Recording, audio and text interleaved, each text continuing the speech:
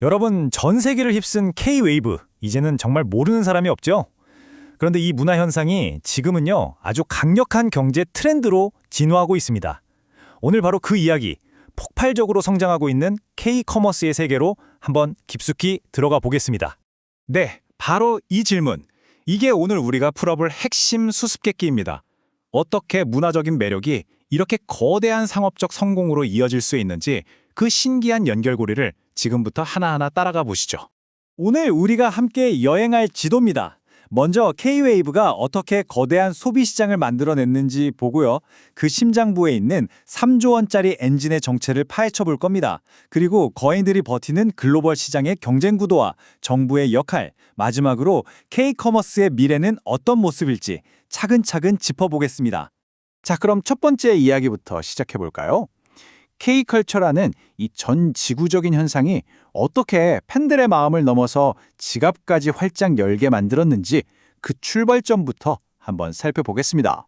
이게 핵심이에요. 팬덤은 이제 더 이상 그냥 앉아서 보기만 하는 수동적인 존재가 아니라는 거죠. 내가 좋아하는 스타가 쓰는 바로 그 제품을 나도 갖고 싶다는 아주 강력하고 또 실질적인 수요로 바뀐 겁니다. 바로 이 지점에서 눈에 보이지 않던 문화적 영향력이 진짜 돈, 즉 경제적인 가치로 바뀌는 마법이 시작됩니다. 한번 보세요. 이 수요라는 게 굉장히 구체적입니다. 드라마 주인공이 발랐던 그 립스틱, 우리 아이돌이 무대에서 입었던 바로 그 옷, 그리고 예능 프로그램에 나왔던 라면까지 이 모든 게 국경을 넘어서는 쇼핑 리스트가 되는 거예요. K 콘텐츠 자체가 하나의 거대한 상품 카탈로그가 되어버린 셈이죠. 그렇다면 이 어마어마한 수요를 어떻게 해결할 수 있을까요? 바로 여기서 오늘의 가장 중요한 개념이 등장합니다. 한국 경제의 새로운 동력이 되고 있는 것, 바로 역직구입니다. 역직구. 말이 조금 어렵나요? 아주 간단해요. 우리가 해외 사이트에서 직접 물건을 사는 걸 직구라고 하잖아요. 그걸 그냥 거꾸로 하는 겁니다. 전 세계 소비자들이 한국 온라인 쇼핑몰에 직접 들어와서 물건을 사는 거죠. 이 간단한 발상의 전환이 무려 3조 원짜리 시장을 만들어냈습니다. 이 숫자 좀 보세요. 2025년 기준으로 역직구 시장 규모가 3조 원을 가뿐하게 넘어섰습니다. 그런데 사실 더 놀라운 건 성장 속도예요. 연간 16.4% 성장. 이건 우리나라 전체 경제 성장률보다 몇 배나 높은 수치거든요. 말 그대로 시장이 폭발하고 있다는 가장 확실한 증거입니다. 이 엄청난 성장을 이끄는 쌍두마차는 바로 미국과 중국입니다. 그런데 여기서 특히 주목해야 할 점은요, 바로 미국 시장의 무서운 성장세입니다. 26.3%라니. 이 수치가 뭘 의미하겠어요? K 콘텐츠의 인기가 이제 아시아를 넘어서 세계 최대 소비 시장의 심장부에서 진짜 구매로 이어지고 있다는 가장 확실한 신호인 거죠. 자, 그러면 이 뜨거운 시장의 경쟁 구도는 어떨까요? 글로벌 이커머스 시장은 아시다시피 이미 거인들이 꽉 잡고 있잖아요. 이 다윗과 골리앗의 싸움에서 한국은 과연 어떤 전략으로 승부하고 있을까요? 이 표를 보면 상황이 한눈에 들어옵니다. 상위 10개 플랫폼 중에 무려 5개가 중국 기업이에요. 2위부터 6위까지 그냥 쫙 줄을 세웠죠. 이 거인들이 시장을 어떻게 장악하고 있는지 그들의 전략을 알아야 한국만의 차별점이 보입니다. 자, 바로 여기서 아주 중요한 차이점이 드러납니다. 중국 플랫폼들이 초저가와 엄청난 속도로 시장을 밀어붙인다면 한국은 아예 다른 길을 선택했습니다. 바로 품질과 브랜드 가치죠. 무조건적인 가격 경쟁에 뛰어드는 대신 K컬처 팬덤을 기반으로 한 신뢰와 만족도를 높이는 데 집중하는 겁니다. 그리고 이 새로운 전략을 성공적으로 이끌고 있는 멋진 혁신가들이 있습니다. 부산에서 시작한 스타트업 딜리버드 코리아의 이야기인데요. 이분들의 말이 정말 인상 깊어요. 공급자 입장이 아니라 철저하게 해외 소비자들의 시선에서 시작했다는 겁니다. 그들이 뭘 원하는지, 왜 좋아하는지를 먼저 파고들어서 시장을 만들어 나간 거죠. 이것이야말로 다윗이 골리앗을 이기는 진짜 방법 아닐까요? 그런데 K커머스의 성공 뒤에는 또 다른 중요한 조력자가 있습니다.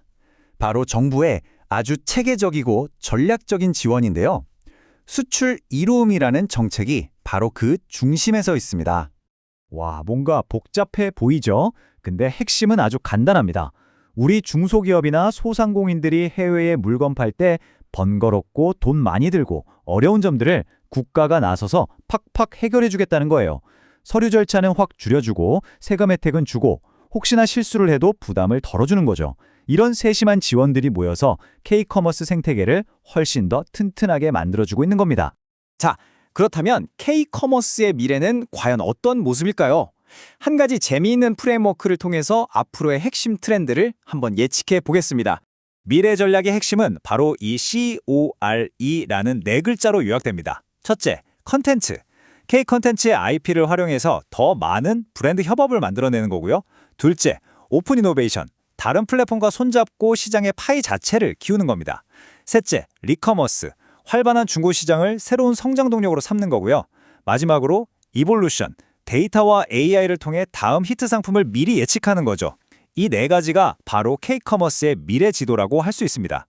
CORE 중에서도 저는 특히 이 리커머스, 그러니까 중고 시장의 성장이 정말 놀랍더라고요. 이 차트 좀 보세요. 해외에서 거래되는 한국 중고 상품의 거의 절반, 무려 46%가 바로 K-팝 관련 굿즈입니다. 한정판 앨범이나 포토카드 같은 것들이 이제는 단순한 상품을 넘어서 팬들 사이에서 활발하게 거래되는 하나의 자산이 된 거죠. 이건 정말 완전히 새로운 시장이 열리고 있다는 신호입니다.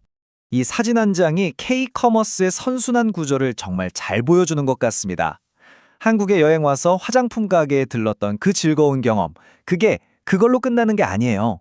그 좋은 기억이 집으로 돌아간 뒤에도 계속해서 온라인으로 한국 제품을 찾게 만드는 거죠. 즉, 관광이 온라인 쇼핑의 씨앗이 되고 그 온라인 쇼핑이 다시 한국을 방문하게 만드는 동기가 되는 이런 엄청난 선순환 고리가 만들어지고 있는 겁니다. 결국 모든 건 이 소프트 파워로 귀결됩니다. 문화적인 매력이 곧 경제적인 가치를 만들어내는 시대. 과연 앞으로 10년 전 세계 전자상 거래 시장의 판도를 뒤흔들 나라는 어느 나라가 될까요? 오늘 쭉 함께 살펴본 바로는 그 가장 강력한 후보 중 하나가 바로 대한민국이라는 점은 이제 누구도 부인하기 어려워 보입니다.